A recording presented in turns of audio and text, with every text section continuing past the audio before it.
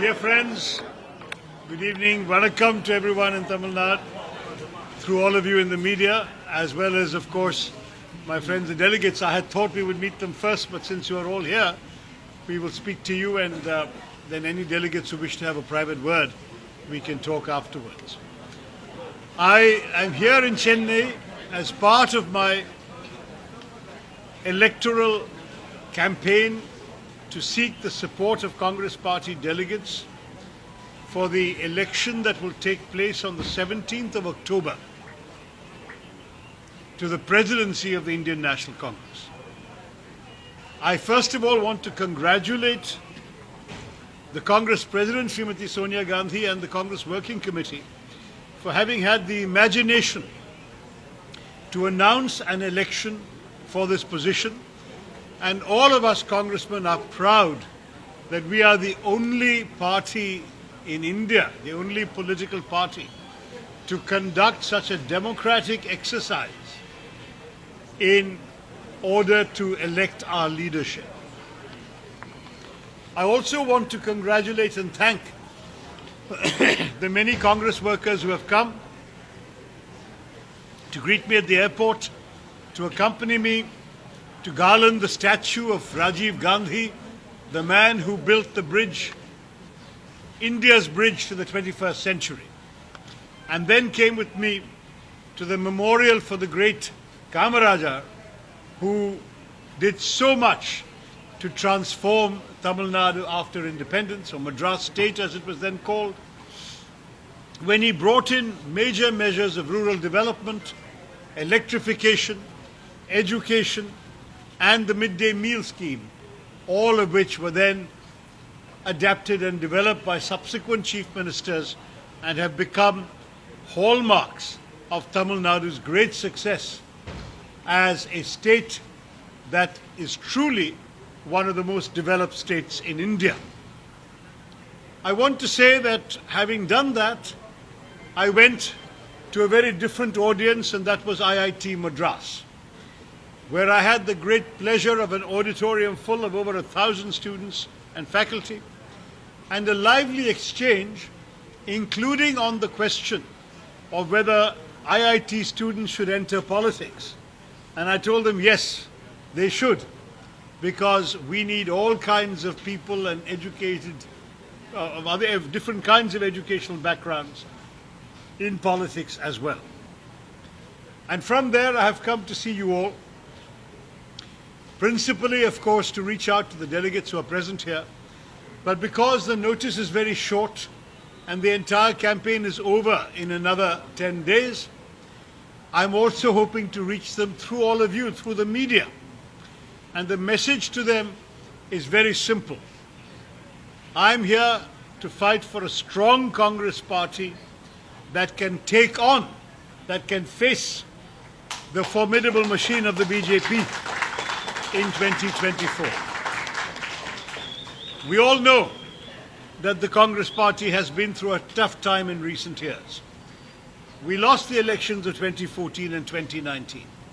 But let us not forget that Mr. Modi only won 31% in 2014 and 37% in 2019. He does not represent a majority of the voters of this country. And the Congress party, with its long history of giving leadership and inclusive vision to the people of India, the Congress party must be made ready to take on the challenges of this very, very formidable opponent. I'm not going to minimize the challenge, but I am going to say I have great faith in the Congress party and in my fellow Congress workers who are all here, many of whom are here, and who represent the spirit that has kept the Congress party alive in Tamil Nadu and in many other parts of the country, even in the face of adversity. Let me say that this is not a battle between rivals. Mr. Kharge is a respected senior of mine. I consider him a friend. I'm proud that he considers me a friend. In fact, when he recently turned 80 a couple of months ago, he invited me to author a tribute to him for a volume of commemoration of his birthday. And I was very happy to do that. because I'm proud of all that he has achieved over the years as a leader of his region, of his state and of the nation. He has not only been somebody who won 9 MLA elections in Karnataka, he has also won 2 Lok Sabha elections, but he has led the opposition first in the Lok Sabha, where I worked very closely with him from 2014 to 19, and subsequently in the Rajya Sabha he is now our Congress Party's leader. So he is a very respected elder of our party, and I see him with great regard and affection. But though it is not a quarrel between rivals, though it is not an ideological battle because we all share the same ideology in the Congress Party, it is a friendly contest between different approaches as to how to take our party forward to face the BJP most effectively. As you know, I believe we need to reform the way our party functions.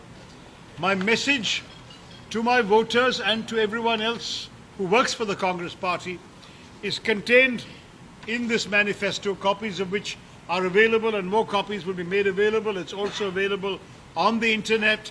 It was released to the media the day I filed my nomination. And in this manifesto, which we've also summarized in 10 points, we have some very basic but very strong ideas for our party. We want to revitalize our Congress, first of all, by rejuvenation. We want to bring in young people and give them real authority.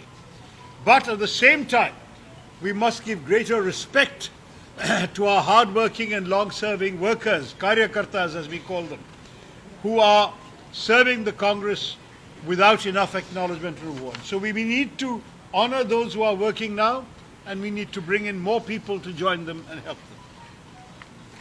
Second, we must decentralize the organization.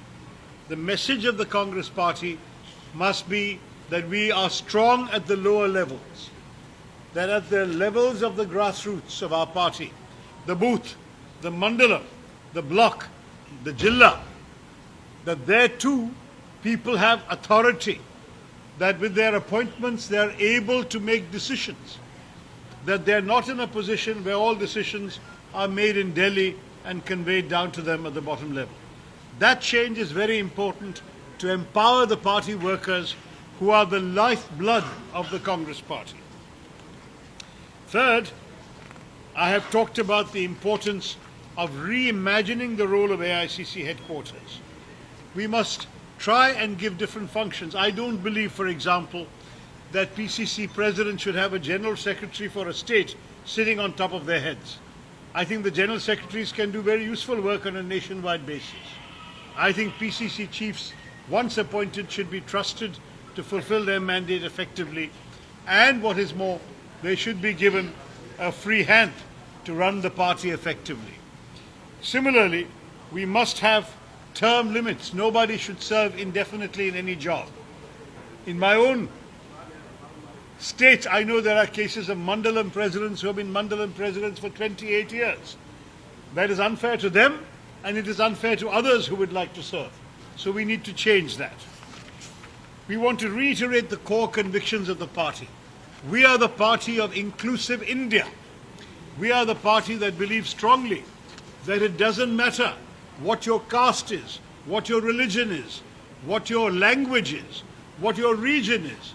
If you are an Indian citizen, as in the great constitution authored principally by Dr. Ambedkar, if you are an Indian citizen, you have the same rights as every other Indian citizen. There is no question of anyone being oppressed or discriminated against or suffering because of their caste, their religion, their language, their region. This is the inclusive India of the Congress Party. This is the idea of India we've always stood for and fought for, and we must repeat that and reiterate it to leave no one in any doubt. We must broaden participation in the party, and that means we need to revive some of the institutions provided for in our constitution. The Congress Party has a very good constitution. It provides, for example, for a parliamentary board, but we've not had one for over 20 years. It provides for 12 members of the working committee to be elected by the members. That has not happened for some time now. It provides for other kinds of institutions within the party which I would like to revive. And I have pledged to the young people in the party that I will implement the commitments made in the Udaipur Declaration earlier this year. Under the Udaipur Declaration, we have promised one person, one post. We have promised term limits for party positions, which I mentioned. 50% of all Congress tickets for those under 50 years of age, and increased representation for women, for youth, for SC/STs and minorities and OBCs in our party. All of this is to broaden the base of the party and strengthen it.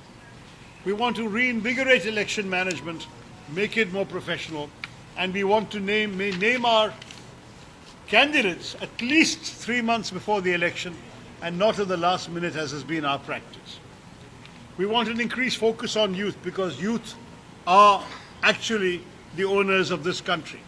51% of India is under 25. 65% is under 35. This is already young India. I want Congress to be the party of young India. And for that, we must give Indians and young Indians more responsibility.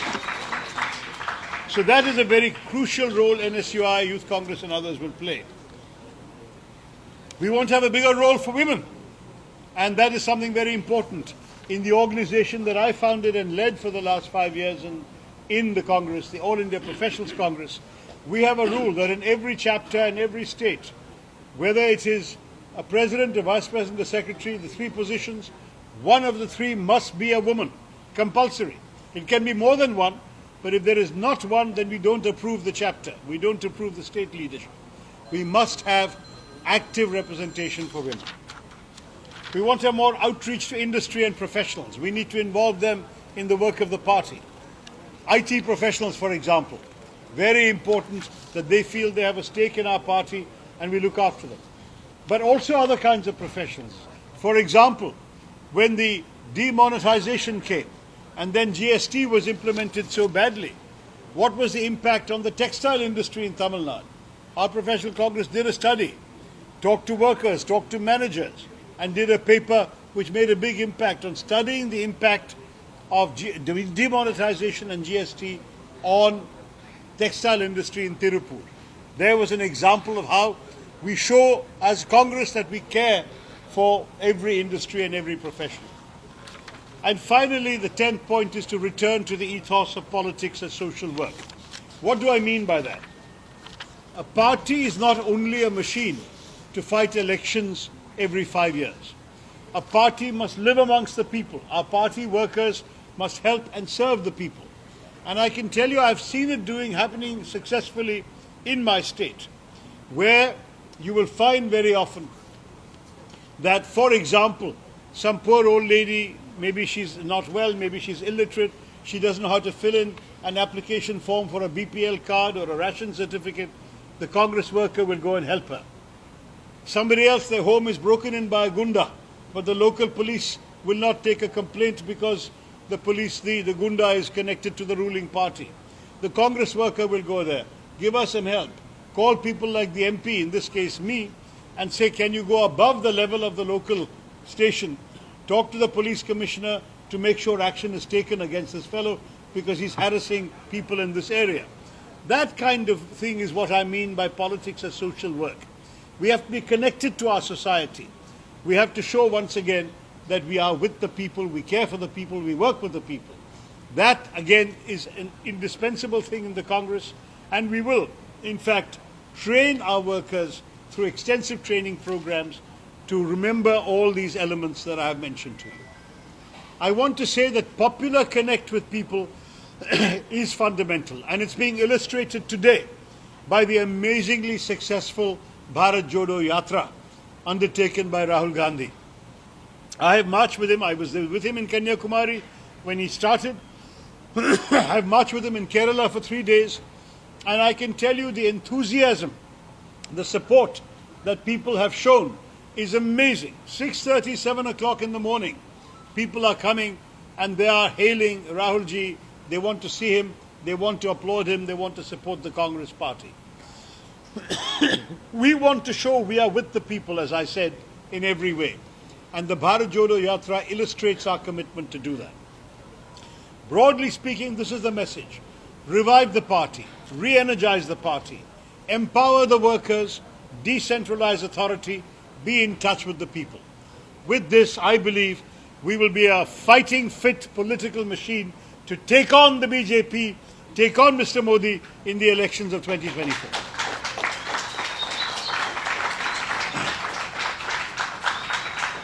So I'm going to pause there, and if you have any questions, there's a lot that I haven't said. I'll be very happy to address with your questions. We're looking forward to this election on the 17th of October in this very PCC headquarters. Thank you all very much. Jai Hind and Jai Congress. Any questions there? I would say the press can ask, but also any Congress worker or delegate who wants to ask can also ask. We have no secrets to hide here. Yes, sir. We've seen about the term limits. So will be strong enough to apply all levels of Congress? Yeah. We want it at all levels. We would like the booth committees to be empowered. We would like a Mandalam president to be connected to his people. We want the block presidents to be accountable to the Mandalams. We want a system where everyone is working with everyone else. Rahul Gandhi always says there should be more conversations amongst us. There should be more discussion amongst us. I want to see that happen. Yes. Very few delegates present here, in the sense that attending this meeting could be seen to be antagonizing the Gandhi. Well, I've been told there is such a statement going around in Tamil Nadu. I'm glad you asked the question because I would like to dispel that impression. Not only did I see Sonia Gandhi, Rahul Gandhi and Priyanka Gandhi before entering the race, but they all said to me that there would be no official candidate, that they themselves are neutral, and what is more, that they encouraged me to contest because they believe that a contest is good for our party in the country. Rahul Gandhi said to me, 10 years I have been asking for an election. I'm so glad one is happening now. That is the message that has come from the Gandhis. So it is unfortunate that some people have taken it upon themselves to doubt the word of the Congress president and the Gandhi family. To me, that is an insult. I believe they should respect those who have led the party for 25 years, and they should say, when they say that this is a completely free and fair election, they should behave that way. But sadly, it is true, some people do seem to have been spreading the word that attending any function involving me would somehow be seen as a negative. And I want to assure you all that not only am I saying this, on the strict instructions of the Congress President, Mrs. Gandhi, the Chief Election Authority of the Congress Party, Shri Madhusudan Mistry, has said this openly to the delegates and to the press. Not only is there no official candidate, he said if anyone says that there is somebody who is backed by the High Command, he said it in Hindi, he said, "Ye baat sahi nahi hai." This is not true. And he said it twice. So what more can we ask for?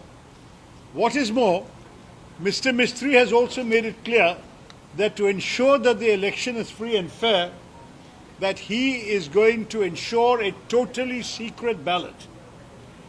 There will be a serial number on your card to get the right to vote.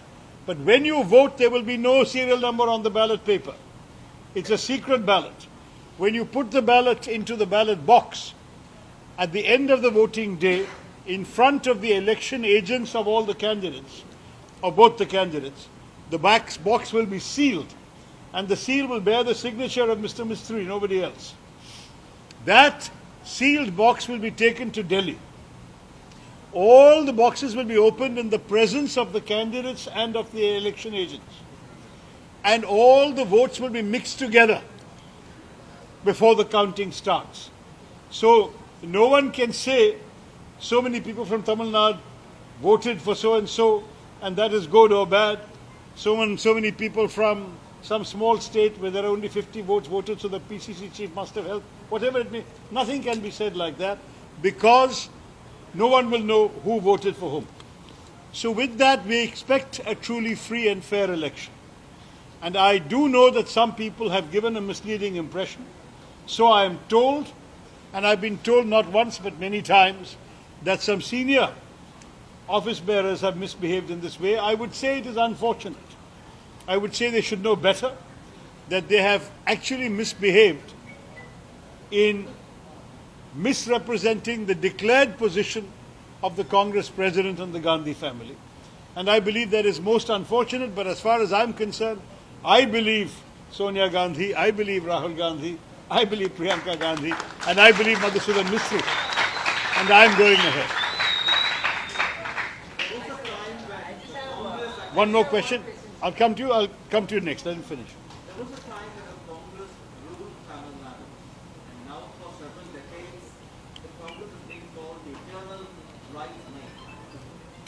Can you share the kind of roadmap you have in mind to strengthen the party's position? Look, we have a very successful alliance right now with the DMK and Mr. Stalin.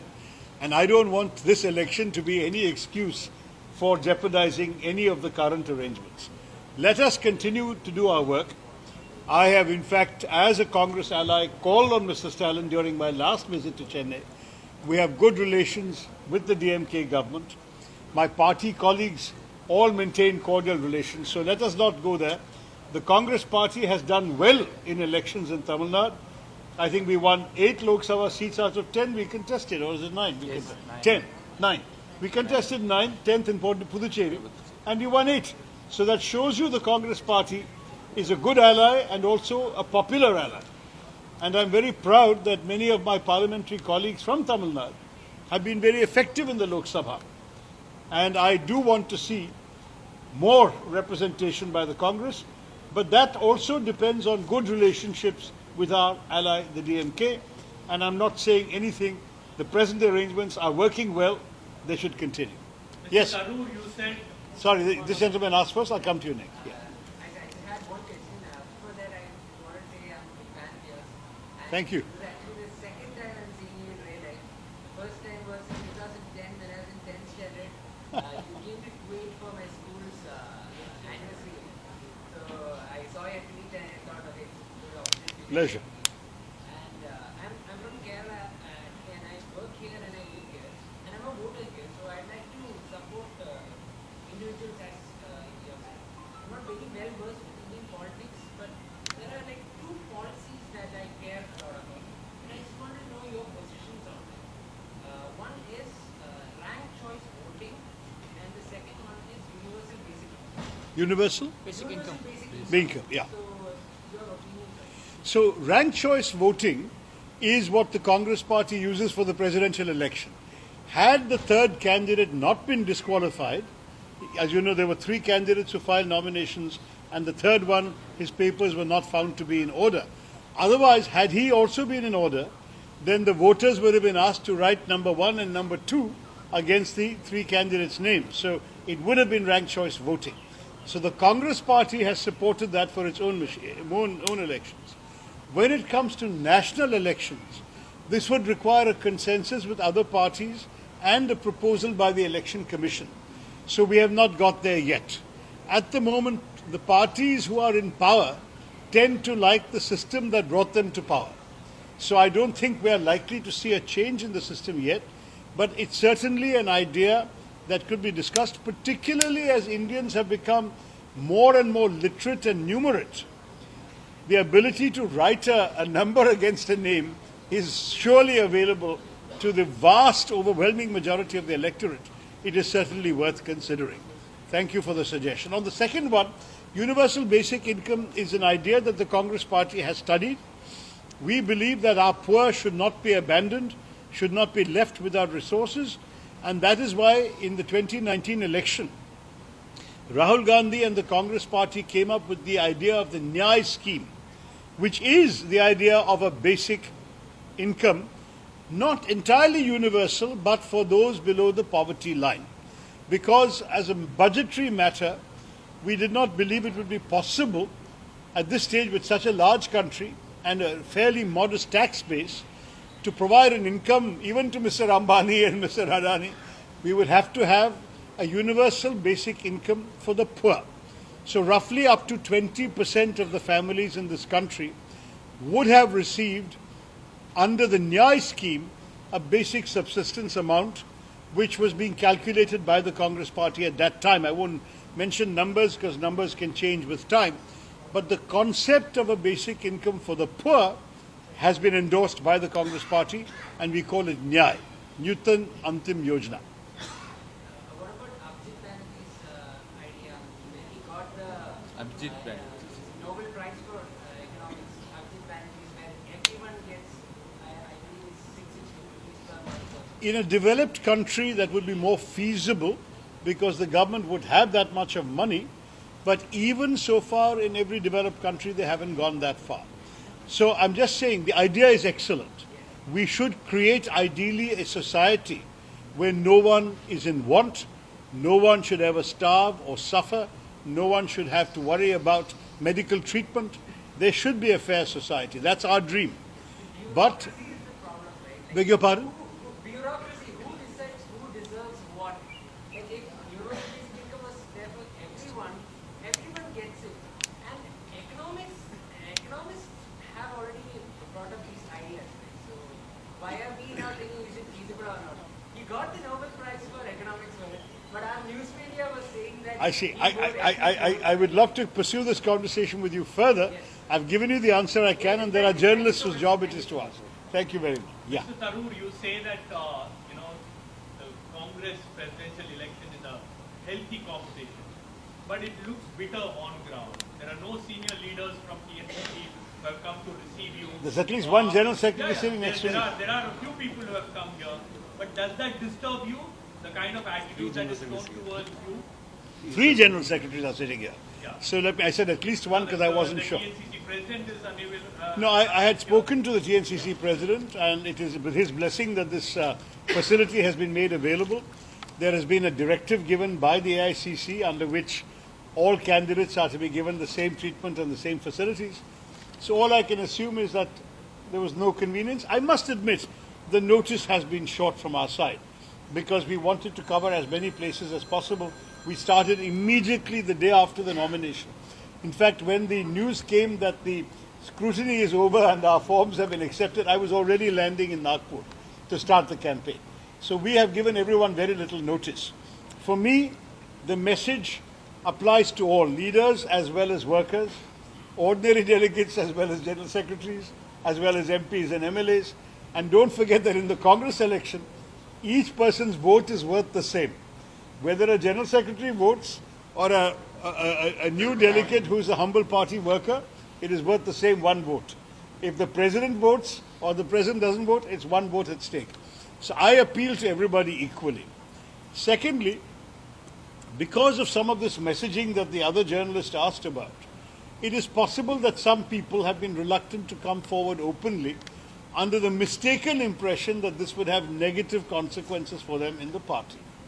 But in many states have told me and my colleagues who are working with me that they understand the importance of this election and that they will not be open, but they will be supporting me when it comes to voting. So I am saying to those who are worried about all of this, don't worry, I am not worried. I am just as confident as I was and as I would have been if there had been 5 leaders here. But I believe that ultimately the voices we are hearing from the ordinary delegates, the ordinary party workers, who have, many of them have felt disempowered in recent years, is that they want a change, and the change will have to come, they feel, from me.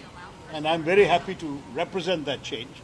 I might add, it is not a change about ideologies or a change about the parties or a change about the Gandhi family. It's a change about the way we function and the face we give to the outside world. As I said earlier, 2019, 2014, we lost. 2024, we must win. And to win, we must be a strong fighting party. That's the idea. No, I believe that some people have heard some rumors that I am going to withdraw because I have no support. That is not true. Far from it. I'm receiving so many indications of support that if at all I was not democratically inclined, I would have been inclined to ask the other candidate to withdraw. No. I think we should have a democratic contest. I am not going to withdraw. The deadline for withdrawal is day after tomorrow. I can assure you, I have already got my campaign planned beyond those dates. I am here to see it right through, and I am looking forward to people coming to TNCC headquarters, PCC headquarters, on the 17th and voting for me. Last 3 questions. Yeah. And there's one in the audience there as well. Yeah. Are you a journalist or? Are you a journalist? Both of you are party workers. All right. All right. Then in that case, you are a journalist. All right. Then we'll ask the 3 of you, and then we'll have to wrap up. If there are any journalists, we'll give the priority. If there are any delegates, we'll give the priority. But certainly my colleagues, the party workers, are all here. Go ahead. How's your support in other states, sir? Excellent. Excellent. Excellent. We have some of the same issues of not being very open, but we are getting tremendous assurances of support. Sir, I'm an orthopedic surgeon. I'm from Kerala. I'm working here as national professor in non-medical this year. I just came into, randomly, I don't have any political affiliations. Very good. Randomly came in. We need to change that and bring you into the Congress party. I'm basically from Cochin, sir. Yeah, so I read a lot from your pages. So I'm just an admirer of you. I just randomly came in. I don't have any political affiliations, nothing. I truly, I'm So you are still a voter in a democratic election in India. We want voters. Come. What is your question? so I just came into. नमस्कार, मैं हूं संदीप चौधरी। अगर आपको ये video पसंद आया हो तो इसे लाइक और शेयर जरूर करें, और हाँ, हमें सब्सक्राइब और फॉलो करना ना भूलें ताकि आप देश और दुनिया की कोई खबर मिस ना करें। तो जुड़िए हमारे साथ और देखते रहिए News 24।